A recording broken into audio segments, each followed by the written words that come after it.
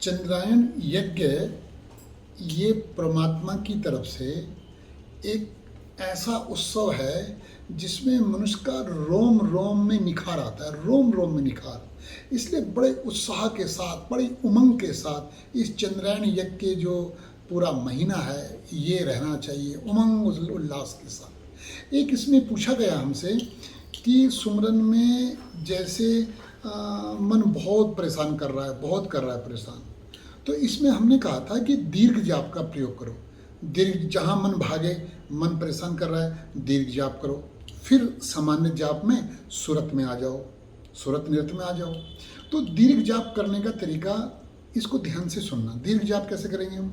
जैसे हमने श्वास में पहले अक्षर का जाप किया, ध्यान से सुनना। श्वास में पहले अक्षर का जाप किया, फिर जहाँ तक जाप हुआ उससे आगे 2 बार फिर जाप करना है। जैसे ओम के साथ श्वास अंदर गई, जहाँ तक गई वहाँ के बाद फिर ओम के साथ 2 बार और अंदर श्वास ले जाओ, ठीक है।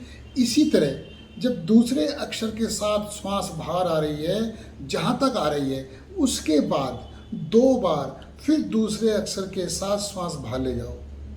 मेरी बात समझना, फिर दोबारा समझना। जैसे इसको मैं दीर्घ जाप समझा रहा हूँ, ये मैं दीर्घ जाप समझा रहा हूँ। इससे मन एकदम सूरत में आएगा।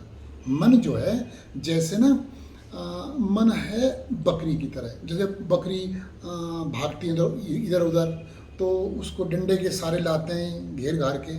तो दीर्घ जाप मन को घेर के लाता है सूरत पर, फिर सूरत से जाते हैं हम फिर निरत पर। तो फिर मैं बताता हूँ दीर्घ जाप। जैसे ओ के साथ हमने श्वास अंदर ली, लंबी श्वास हमने ओम के साथ अंदर ली, जहाँ तक ली उसके बाद फिर कोशिश करो 2 बार ओम के साथ श्वास फिर जाए अंदर, ठीक है ना। जैसे ओम के साथ गई, फिर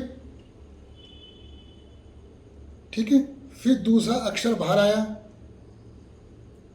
लंबी श्वास के साथ दूसरा अक्षर बाहर आया, जहाँ तक आया उसके बाद फिर 2 बार फिर उसको दूसरे अक्षर का जाप करो। जैसे बाहर आया, 2 बार अंदर, पूरा पहला अक्षर अंदर गया जहाँ तक तुम दीर्घ जाप में जाते हो, फिर उसके बाद 2 बार, फिर दूसरा अक्षर बाहर आया जहाँ तक बाहर जाते हो उसके बाद भी 2 बार। इस तरह तुम 2-3 बार कर लेना, इस तरह 2-3 बार कर लेना। फिर आ जाना उसी सामान्य जाप में, फिर सामान्य जाप में आ जाना सूरत में।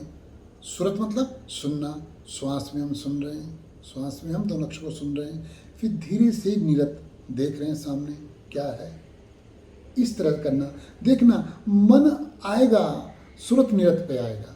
जहाँ सूरत निरत में मन आया, देखना अंदर के जो अलौकिक धुनकारे हैं वो गजब अजब धुनकारे, वो सुगंध, वो रस जिसे सोमरस कहते हैं, जो टपकता है अंदर, टपकता है सोमरस, उसका अनुभव। एक बात मैं कह दूँ, जो शाम के समय कीर्तन होता है, शाम के समय कीर्तन हो रहा है, वंदना हो रही है, वो जो आधा घंटा हो रहा है, आधा घंटा जो कर रहा है, आधे घंटे में कम से कम 10 मिनट करतल ध्वनि होनी चाहिए, करतल ध्वनि होनी चाहिए कम से कम 10 मिनट।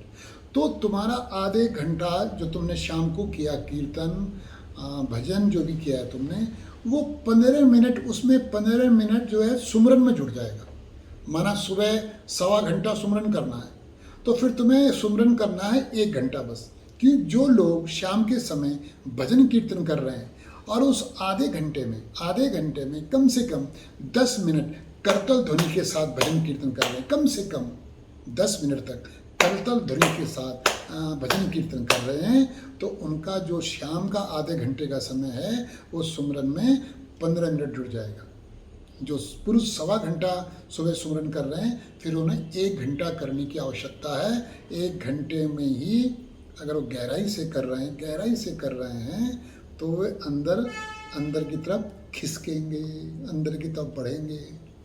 क्योंकि इन हाथों में, जो हाथ है ना हमारे, इनमें पूरे शरीर के बिंदु हैं, पूरे शरीर को एक्टिव करने वाले, सक्रिय करने वाले, पूरे शरीर को सक्रिय करने वाले बिंदु होते हैं। और गुप्त नाड़ी सुषुम्ना, जो हमारा ये स्थान है जहाँ टीका लगा रखा है हमने, जहाँ हम टीका लगाते हैं उस स्थान में जागृति आती है, इसलिए करतल ध्वनि करते हैं भजन कीर्तन में।